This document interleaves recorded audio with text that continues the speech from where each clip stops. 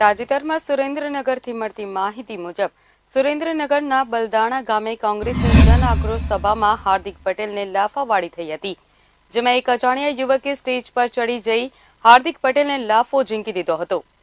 ઘટના બાદ સ્થાનિક લોકોએ લાફો મારનાર યુવકને ઝડપી પાડી ઢોર માર માર્યો હતો। લોકોના ટોળાએ યુવકને એટલી હદે માર માર્યો હતો કે તેને સારવાર અર્થે હોસ્પિટલ લઈ જવાની ફરજ પડી હતી। આ ઘટનાનો વિડીયો હાલ સોશિયલ મીડિયામાં પણ વાયરલ થયો છે। આ ઘટના ત્યારે બની જ્યારે હાર્દિક પટેલ સ્ટેજ પરથી ભાષણ આપી રહ્યો હતો। તો ફરી એકવાર આપને જણાવી દઈએ, સુરેન્દ્રનગરના બલદાણા ગામે કોંગ્રેસની જન આક્રોશ સભામાં હાર્દિક પટેલને લાફાવાળી થઈ હતી।